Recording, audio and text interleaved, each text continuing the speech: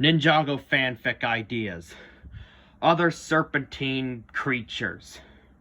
Now, after the theory about the whole possibility, Tommy Andreas had said that the Great Devourer is a legend beast. That got me thinking maybe the Anacondrae serpent is a legend beast as well. The Great Devourer is one that's a hybrid of all five and has a mutation and was corrupted by the Overlord.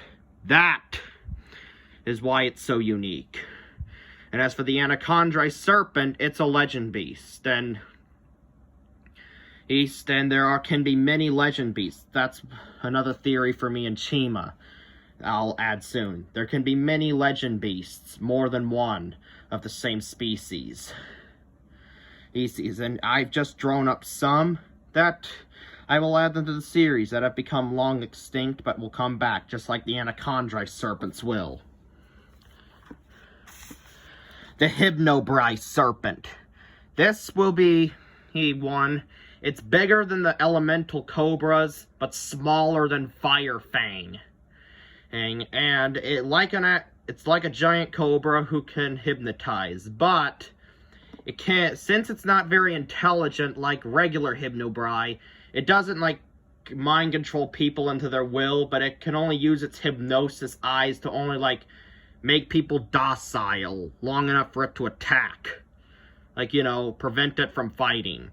And like an average and it has a rattler, I added that. And I even gave it the ability to like flap its like, fans. And behold, the Fangpire serpent. This one, yes, its venom can turn anything or anyone or any living thing into a serpent. Yes, and as we know, Fangpires gain 2 heads if their own venom gets put into their system. And I'm also adding the fact that if Fangpire venom, if put into the Fangpire again or on another serpentine, it causes their feral nature to be unleashed. That's the effect of it. And most Fangpire serpents have 1 or 2 heads.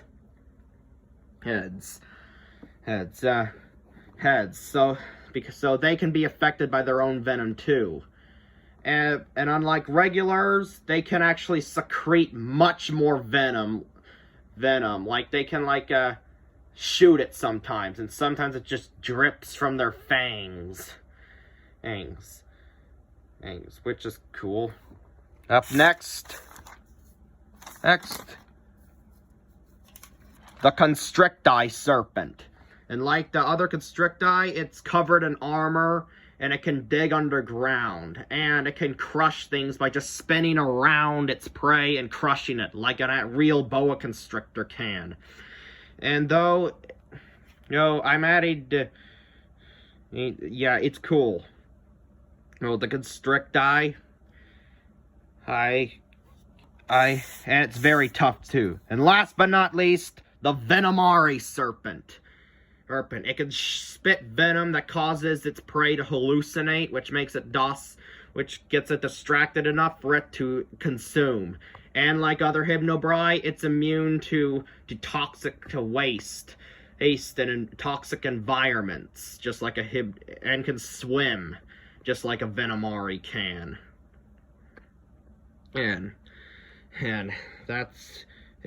So that's all of them. And plus, they also secrete venom out of their mouths, like it always drips from their mouths. So, to tell apart differences of males and females, I wanted to add, some have different patterns, like different colors to the skin tone and different structures of body, just like Scale's wife and others. And along with the fact that some can be bleached white, just like Pythor was. Yeah, all serpentine and their beasts can be bleached, just like Pythor was.